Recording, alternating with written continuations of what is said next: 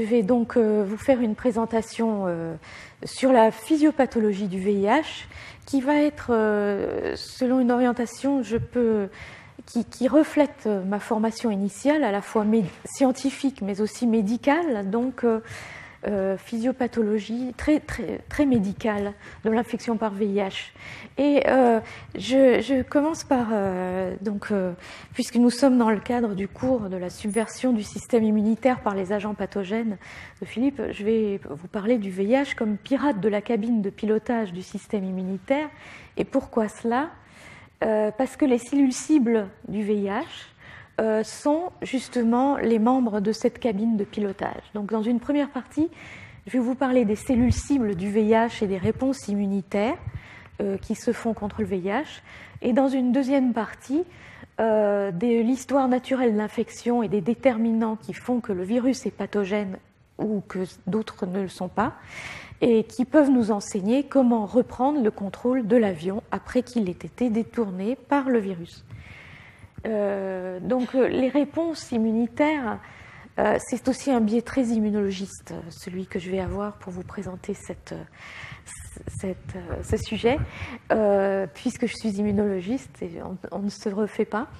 Les réponses cellulaires contre le VIH très importantes et qui ont été vraiment bien démontrées, c'est les réponses des lymphocytes T CD8, qui sont aussi appelés cytotoxiques parce que c'est des lymphocytes T tueurs et qui vont tuer d'une manière informée avec leur récepteur T qui reconnaît très spécifiquement un déterminant à la surface d'une cellule. Ici, un déterminant viral à la surface d'une dendritique infectée.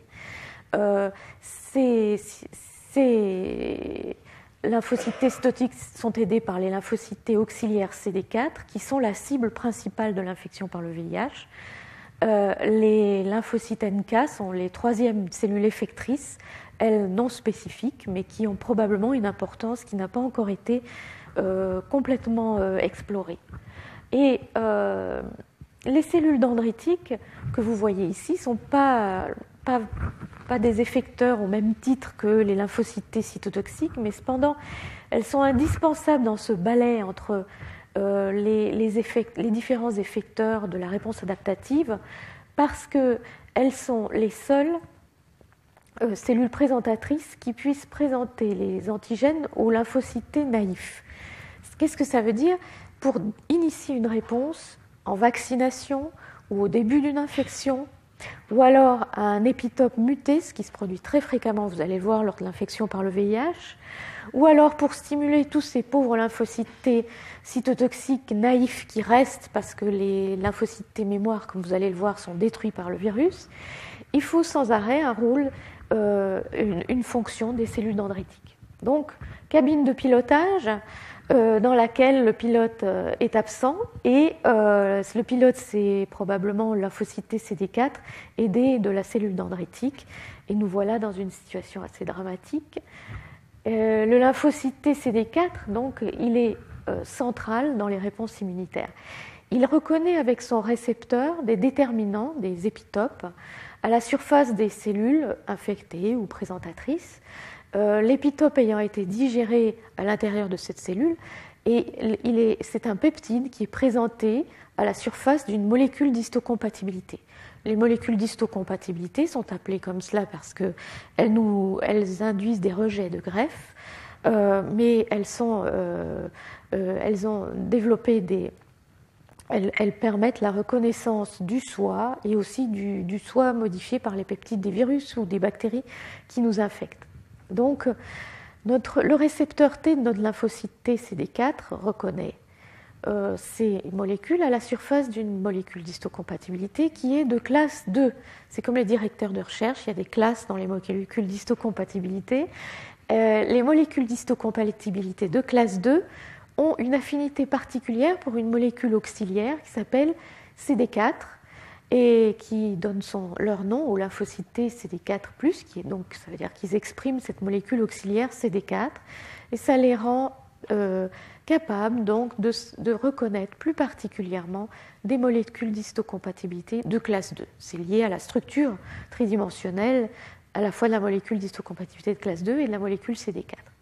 Lorsque le lymphocyte T reconnaît un épitope à la surface de n'importe quelle cellule, qu'elle soit présentatrice ou autre, le lymphocyte T va faire une réponse spécifique qui consiste en une sécrétion de cytokines, d'interleukines, et aussi une certaine cytotoxicité. Donc elles sont auxiliaires par l'interleukine 2 vis-à-vis des lymphocytes T CD8, dont elles permettent la prolifération.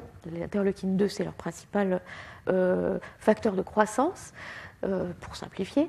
Elles permettent aussi la croissance et la différenciation des lymphocytes B et leur maturation pour faire des anticorps de plus en plus affins pour les antigènes, grâce à l'IL4. Et elle est également une cellule effectrice par la sécrétion d'un certain nombre de facteurs et par une certaine cytolyse médiée par FAS. Donc, ce lymphocyte TCD4, auxiliaire mais aussi effecteur, est au centre et dans la cabine de pilotage du système immunitaire. Donc, il a été montré que le VIH... Alors, je vais vous parler dans ma première partie des différentes cellules qui sont en jeu dans le système immunitaire lors de l'infection par le VIH. Je commence par la principale cible de l'infection, bien sûr, qui est le lymphocyte TCD4.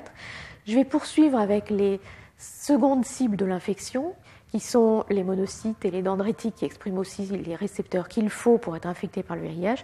Je poursuivrai par les autres acteurs de l'immunité. Et dans chaque cas, je vous décrirai ce que leur fait le virus, et comment ces cellules combattent le virus, et comment le virus leur échappe, donc les mécanismes d'échappement.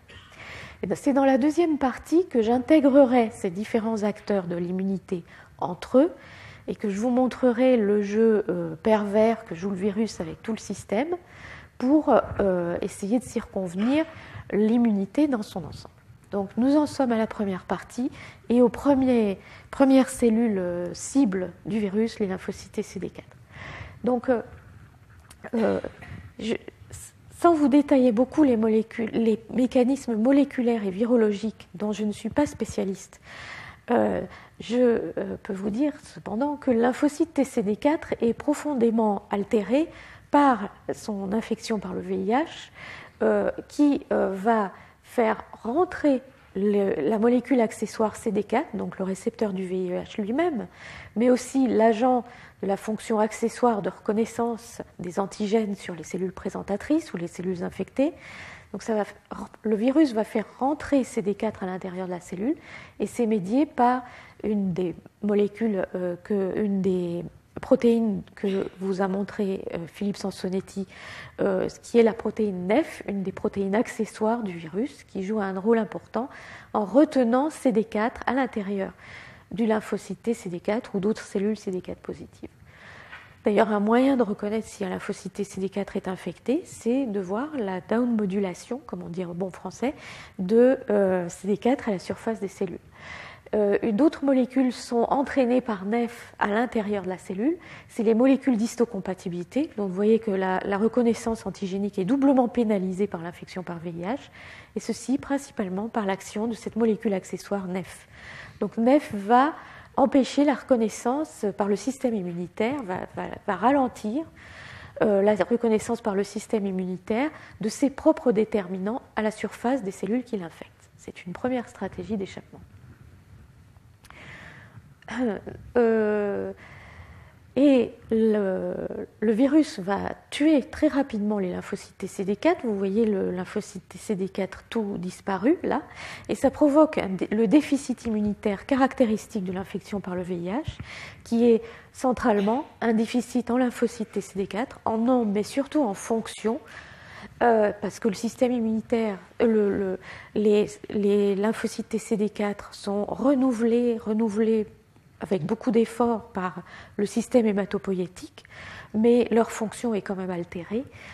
Et le défaut de lymphocyte TCD4 induit un déficit immunitaire profond contre les pathogènes intracellulaires surtout, d'où les infections opportunistes qui se produisent, des infections à mycobactéries comme la tuberculose, des infections ACMV, c'est un virus qui est intracellulaire, des infections par des parasites comme les cryptococcoses, qui normalement ne vont pas infecter si facilement un sujet en bonne santé avec un système immunitaire sain, mais qui va profiter du déficit de lymphocyticité CD4 chez les patients infectés pour le rendre malade.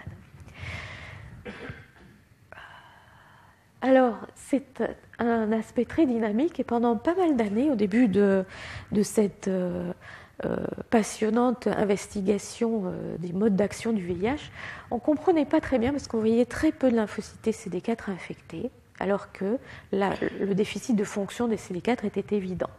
Et en fait, pour être infecté, un lymphocyte CD4 a besoin d'être activé. C'est lié au fait que le promoteur du virus ne marche que quand NF-κB va se fixer dessus, NF-κB étant un facteur de transcription qui va se fixer donc sur ce promoteur du LTR.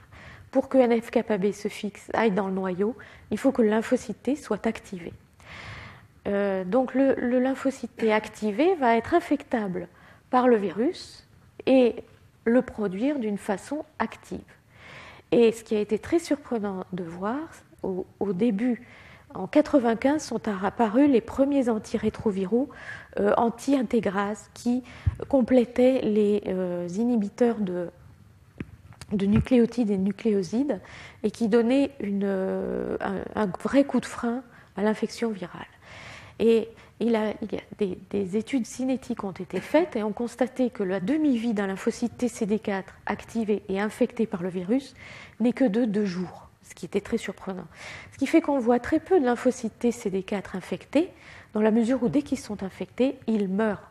Donc, le lymphocyte T majoritairement disparaît, il va mourir. Un très faible pourcentage de lymphocytes T CD4 va rester infecté de façon latente et va persister.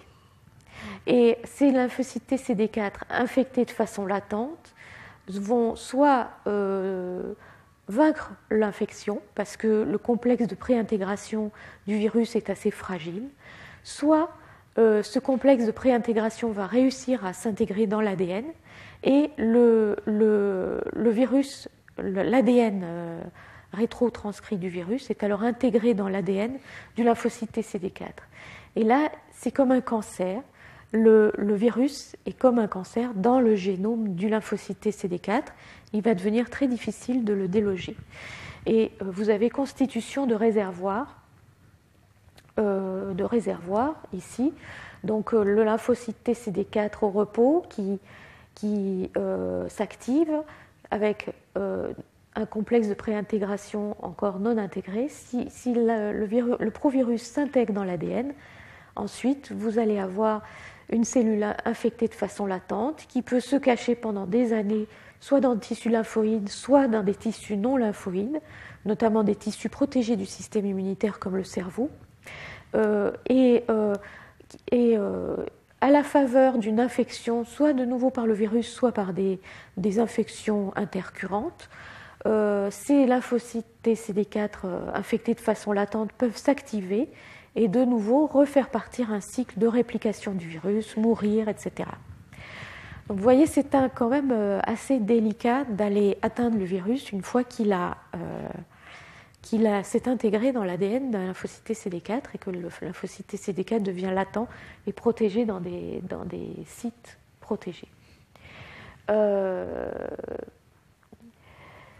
Donc vous avez ces lymphocytes TCD4 dans la circulation qui vont disparaître très rapidement, mais encore plus rapidement dans l'intestin. Et ceci pourquoi ? Eh bien, on s'en est aperçu aussi un certain nombre d'années après la disparition de lymphocytes TCD4 qui était évidente dans la circulation.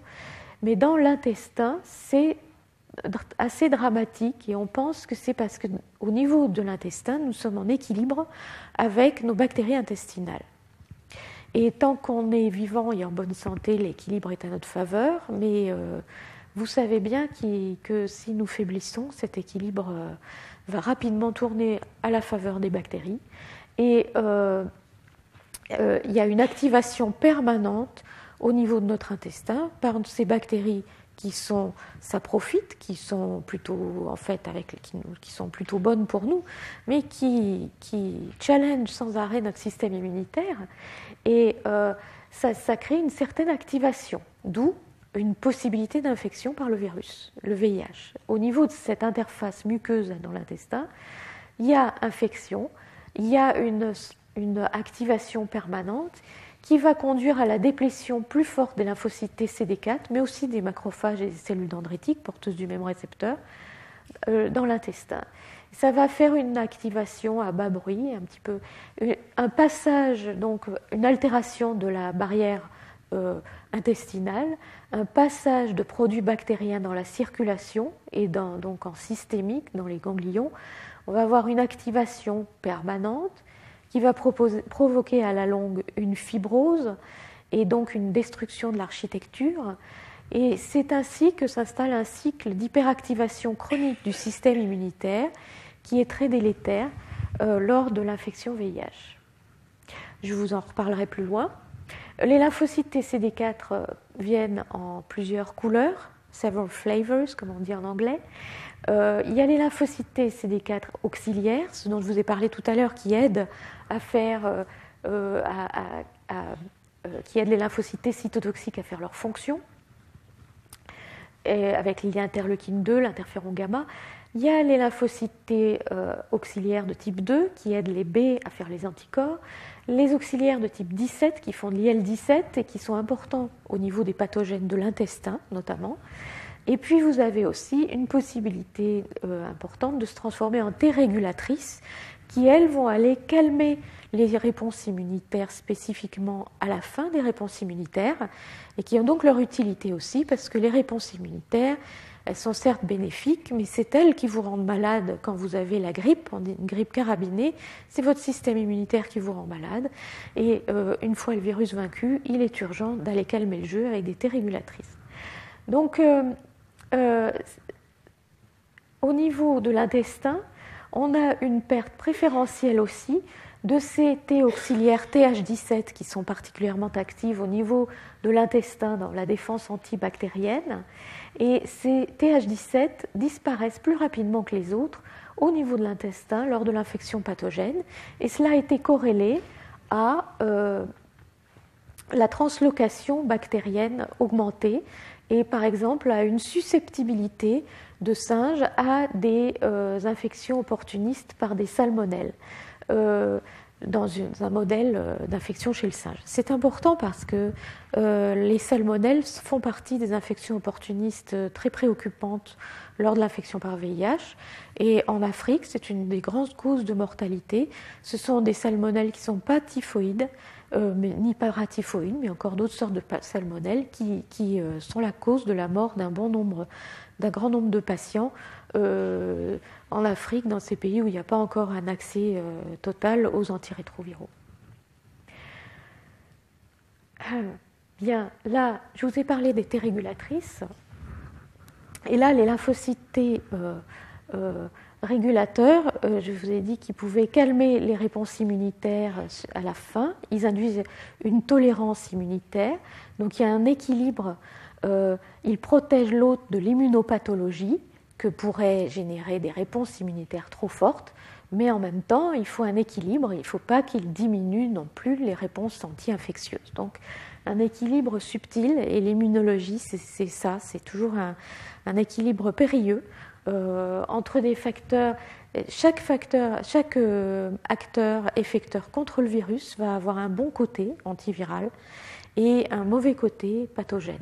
Et tout l'art, c'est de comprendre l'équilibre entre les deux et d'essayer de le provoquer chez le plus de patients possible.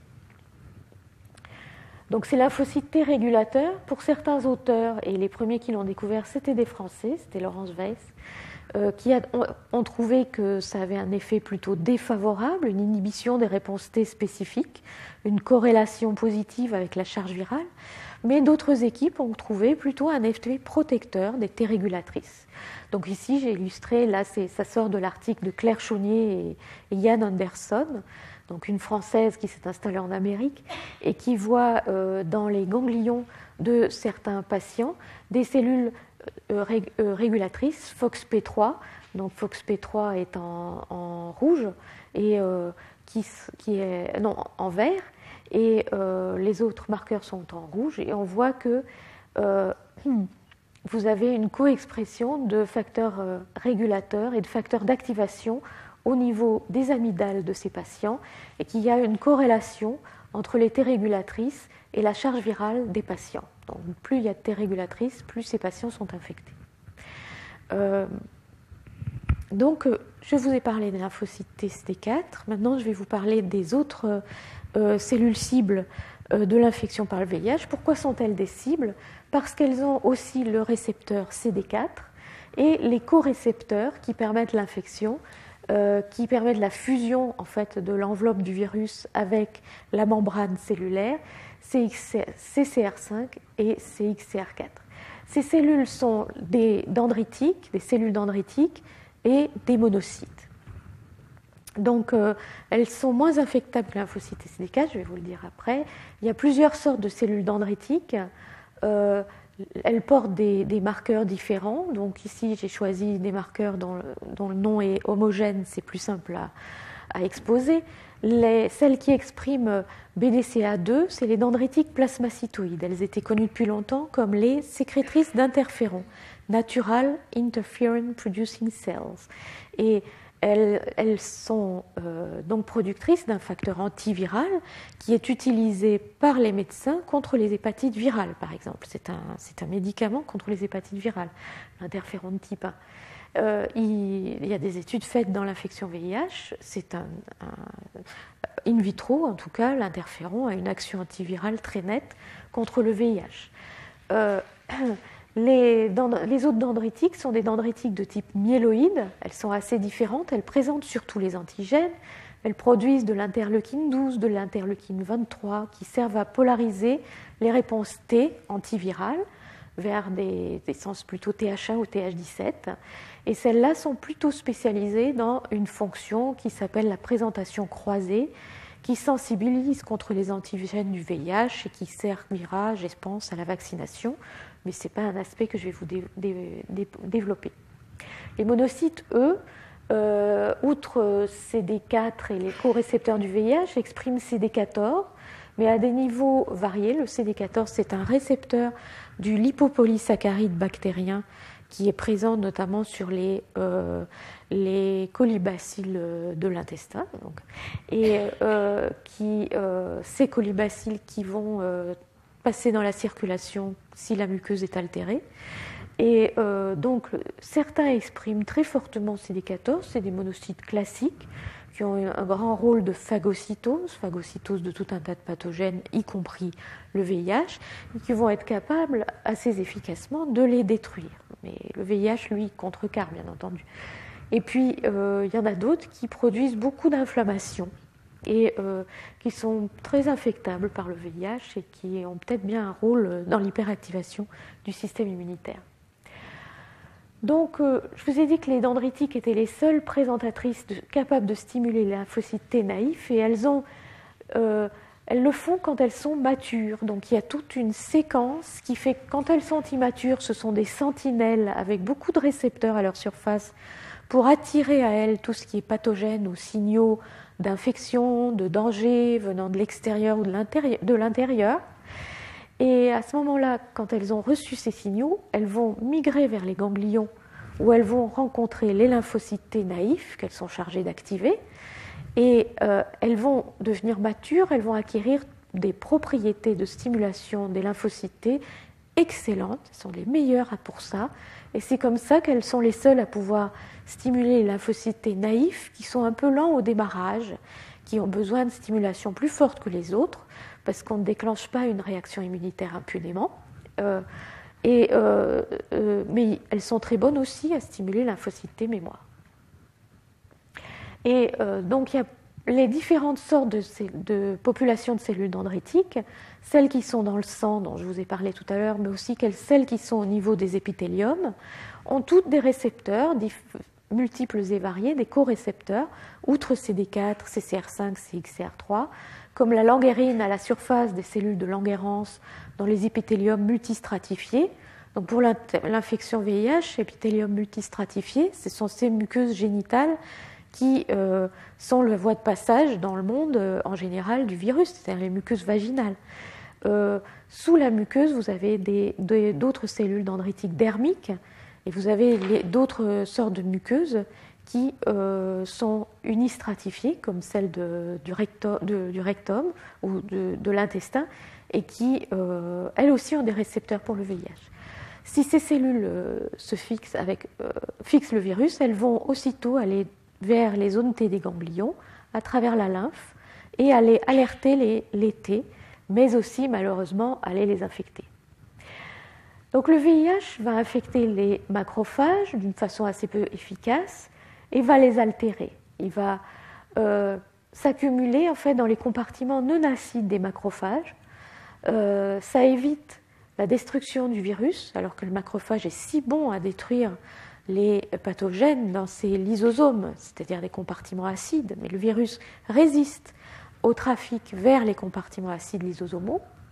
Et le VIH, via sa protéine NEF encore, qui est vraiment une molécule immunomodulatrice redoutable, va inhiber leur fonction de phagocytose. Ça a été montré récemment, notamment par Florence Niedergang et Philippe Benarroch. Les dendritiques sont infectables in vitro par le VIH, elles ont les récepteurs qu'il faut, les dendritiques myéloïdes, les dendritiques plasmacytoïdes. Et quand elles s'infectent, c'est assez dramatique parce que quand elles vont ensuite stimuler un lymphocyte T, ça va faire une explosion de réplication virale, bien plus forte que si les dendritiques étaient toutes seules ou les T de leur côté. Il y a des formations de syncytia entre les T et les dendritiques, et dans ces syncytias se produit un maximum de virus. Et les lymphocytes T sont préférentiellement infectés par contact avec des dendritiques infectés, et aussi chez les patients, ces lymphocytes T qui sont spécifiques du VIH, puisqu'ils vont réagir au VIH, c'est ceux-là qui vont préférentiellement être infectés et préférentiellement, du coup, être tués. Vous avez vu tout à l'heure que la demi-vie d'un lymphocyte CD4 infecté était de 2 jours. Eh bien, ils vont disparaître. Donc, il va y avoir une disparition constante et massive, s'il y a du virus, il va y avoir une disparition constante et massive des lymphocytes CD4 mémoire qui étaient chargés de nous défendre contre l'infection. Là encore, il y a des rôles de NEF dans la diffusion du virus à travers d'autres corécepteurs. Alors, je vous ai parlé de vitro, il faut toujours retourner au vivo, parce qu'in vivo veritas, in vivo, il y a vraiment des cellules dendritiques ou des cellules de leur famille qui sont infectées. Dans les épithéliums des cellules de Langerhans, ça a été trouvé très, très tôt dans les recherches. Dans les amygdales ont été vus assez tôt des syncytias contenant du virus, c'est-à-dire la protéine GAG-P24 et des marqueurs de dendritiques. Et puis il y avait des grandes querelles pour savoir si les dendritiques étaient vraiment infectés in vivo. Ralph Steinman, le pape des cellules dendritiques, dont on déplore la perte récente, à l'époque affirmait qu'elles n'étaient pas infectées du tout. Stella Knight, au contraire, disait que un tiers des cellules dendritiques in vivo étaient infectées. C'est le moment où je suis entrée dans l'arène pour aller analyser assez soigneusement et purifier des dendritiques extrêmement rares à partir de rats de patients infectés extrêmement difficiles à se procurer, et pour voir que on avait certes une infection in vivo de ces cellules, qui avaient de l'ADN intégré dans ces cellules, oui, mais rarement. Une dendritique sur 3000, comparée au lymphocyte TCD4, en moyenne 1 sur 60, vous voyez un facteur 50 à 100 entre les deux. Et on a regardé aussi les monocytes, ceux qui expriment beaucoup CD14, eux sont infectés in vivo encore plus rarement. Donc, vous voyez, ce n'est pas très fréquent l'infection par les dendritiques, mais c'est quand même important, puisqu'après, la dendritique infectée va, en allant faire son métier pour stimuler lymphocytes T, va provoquer leur infection et une explosion de réplication virale. Donc au total, nous avons beaucoup travaillé dans mon équipe, qui a été la première à le montrer, mais aussi beaucoup d'autres équipes qui ont eu le bon goût d'aboutir à la même conclusion, sur ce que faisait le virus in vivo, sur les nombres de cellules dendritiques. Et donc on a mis en évidence pour la première fois une diminution de ces cellules dendritiques dans la circulation au cours d'une maladie, que ce soit les dendritiques myéloïdes, Et là, plus récemment, on vient de mettre en évidence sur ces nouvelles, les petites nouvelles, les BDCA3 cross-présenteuses. Mais c'était déjà montré depuis longtemps par nous et par d'autres sur les dendritiques myéloïdes classiques, une diminution des dendritiques plasmacytoïdes. Donc toutes les populations sont diminuées dans la circulation. Là, non, ce n'est pas une animation. Et cette diminution des dendritiques plasmacytoïdes, elle corrélait très bien dans nos études et dans celles de tout un tas d'autres laboratoires avec la maladie, avec la charge virale. Donc, diminution de dendritiques plasmacytoïdes allait avec beaucoup de charge virale, allait avec beaucoup de déficits immunitaires et d'infections opportunistes. Donc, on avait l'impression, et avec aussi une diminution de leur capacité de faire de l'interféron in vitro. D'où une impression que les dendritiques plasmacytoïdes, par leur sécrétion d'interféron de type 1, avaient un rôle contre le virus quand même. Puis il y avait de moins bonnes corrélations avec les dendritiques myéloïdes. Donc on travaillait dessus, puis on ne publiait pas, parce qu'on cherchait toujours à mieux les distinguer. Les monocytes, eux, les monocytes classiques qui sont majoritaires sont inchangés lors d'infection par VIH. Et il y avait des populations minoritaires, celles qui expriment CD16, c'est-à-dire des récepteurs des immunoglobulines, qui étaient augmentées chez des patients en stade SIDA et qui se retrouvaient dans les encéphalites, dans le cerveau des patients qui avaient des atteintes neurologiques liées au SIDA, d'où une impression qu'elles avaient peut-être une importance dans la physiopathologie. Quand les dendritiques sont infectés par le VIH, il peut arriver trois choses. Soit les dendritiques vont dégrader le virus et le présenter avec leur molécule d'histocompatibilité de classe 2, ou alors elles vont les dégrader avec et l'associer à leur molécule d'histocompatibilité de classe 1 et stimuler les lymphocytes CD8, mais elles vont aussi pouvoir trans-infecter les lymphocytes TCD4 au début, c'est-à-dire avant même d'être infectées, elles peuvent conférer le virus aux lymphocytes T, étant donné qu'elles les activent et qu'elles s'en rapprochent énormément dans des synapses immunologiques. Et puis elles peuvent finalement produire un petit peu de virus et infecter les lymphocytes TCD4 ensuite comme, par une infection directe. Bon. Je vous ai mis donc en bleu dans chaque diapositive. J'ai essayé de mettre beaucoup de références si vous voulez aller aux sources de tous ces éléments que j'essaye de vous donner. Il a été montré en bleu ou parfois en violet, ça c'est aléatoire.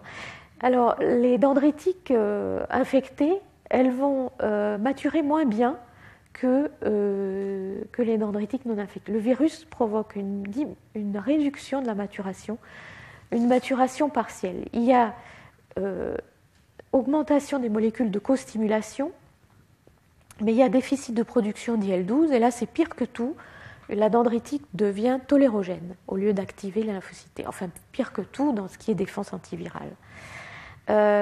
Également, et ça c'est dû aux molécules d'enveloppe et à VPR notamment, ça a été montré. Plus récemment, il a été montré que par le laboratoire d'Olivier Schwartz à Pasteur que le VIH va diminuer l'autophagie dans les dendritiques, c'est l'enveloppe qui est responsable de cela. L'autophagie qui normalement va aider à dégrader les virus, va aider à leur présentation. Et là, le virus va diminuer cette formation d'autophagie. Il y a les immunoamphisomes, ça c'est un néologisme, c'est-à-dire ces phagosomes d'autophagie qui contiennent du virus, comme ici, qui contiennent GAG et la molécule liée aux vésicules d'autophagie LC3, donc vont être diminués dans la cellule infectée par VIH.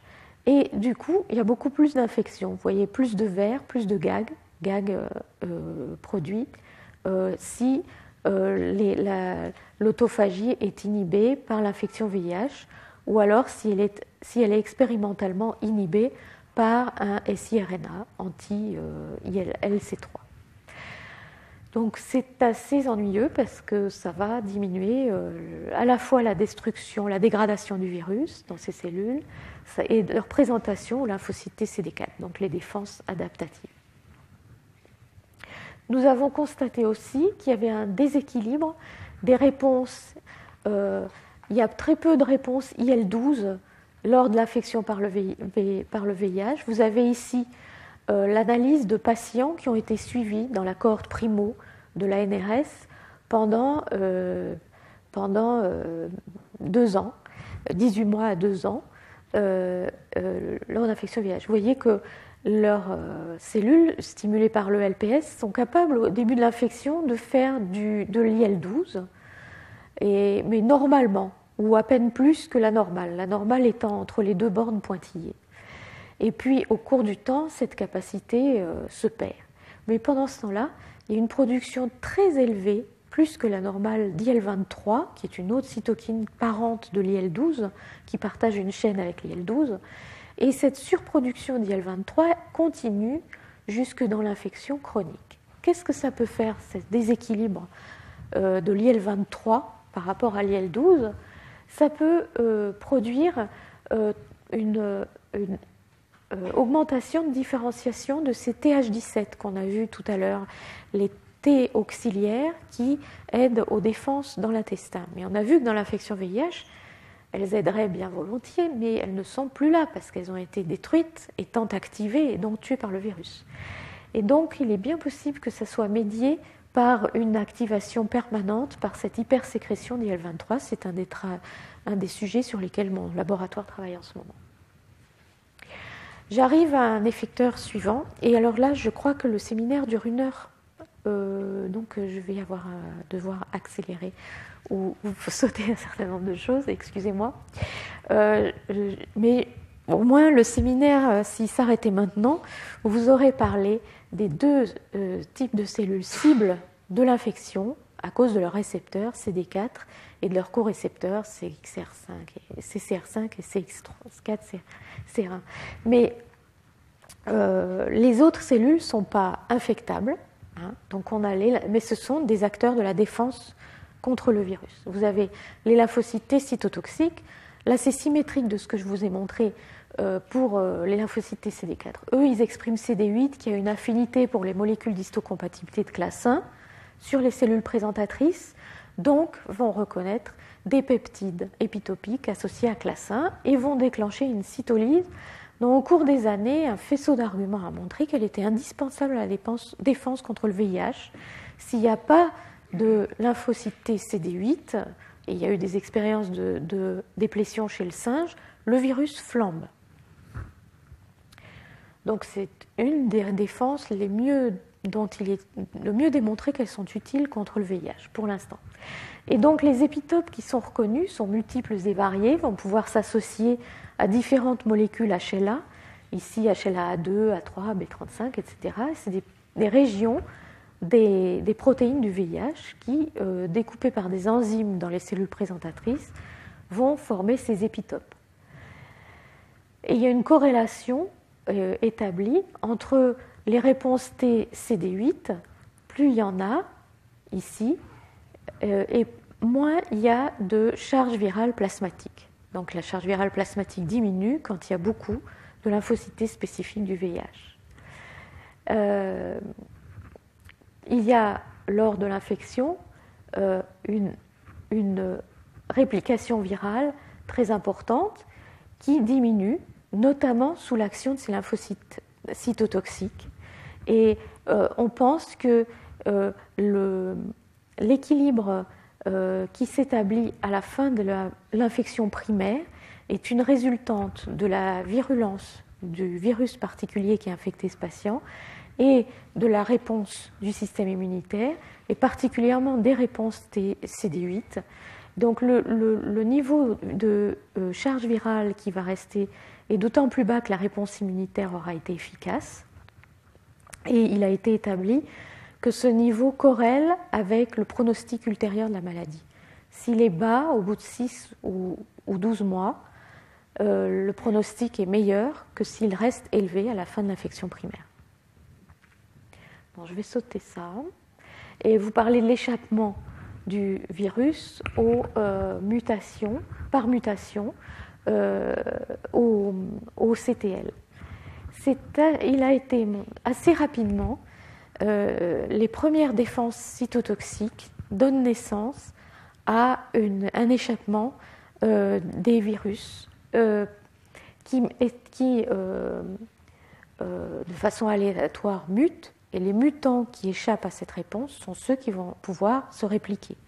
Donc, ici, je vous ai montré l'exemple d'un des premiers articles qui montrait un tel échappement où un épitope ici était muté chez un patient et dont la charge virale était très élevée.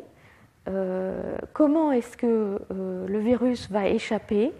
Il va échapper en faisant muter soit la région qui interagit avec le récepteur T, d'un côté de l'interaction, ici c'est la cellule infectée.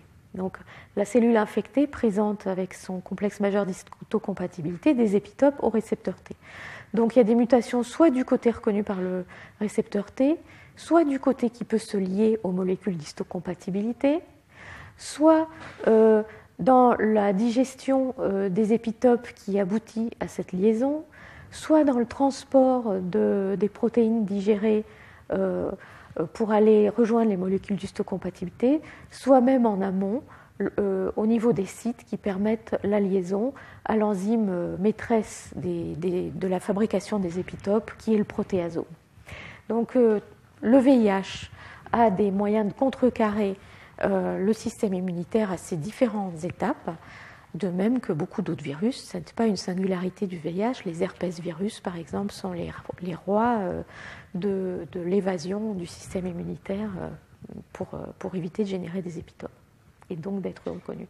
Donc il y a un équilibre qui s'établit entre les différents facteurs qui contribuent à l'échappement du virus, que ce soit VIH ou le modèle simien SIV. D'un côté, l'efficacité des lymphocytes cytotoxiques, de l'autre côté, par exemple, la down-modulation des molécules de classe 1 par nef.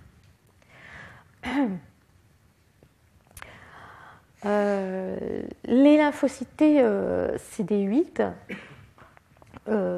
au départ, quand ils sont naïfs, expriment un certain nombre de marqueurs. Quand ils deviennent mémoire, ils sont capables de recirculer dans la circulation, et quand ils sont effecteurs, d'aller dans la circulation combattre les virus.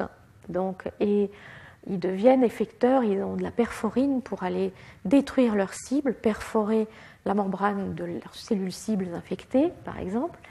Et un effecteur, c'est comme une grenade dégoupillée, hein, c'est des réactions assez violentes. Dans les infections contre le CMV, par exemple, qui est un virus que nous contrôlons, que la moitié d'entre nous, avec lequel la moitié d'entre nous est infectée et que nous contrôlons très bien, les réponses cytotoxiques anti-CMV développent ces différentes capacités en permanence. Il y a toujours des mémoires effectrices qui sont là contre ce CMV qui est là sans nous faire de mal grâce à notre système immunitaire. Dans l'infection VIH, au contraire, les lymphocytes T mémoire sont déficitaires. Les lymphocytes T qui portent les bons récepteurs contre le VIH vont être négatifs pour la perforine, par exemple. Et donc, il y a un effet d'épuisement des lymphocytes T, petit à petit, de perte de capacité.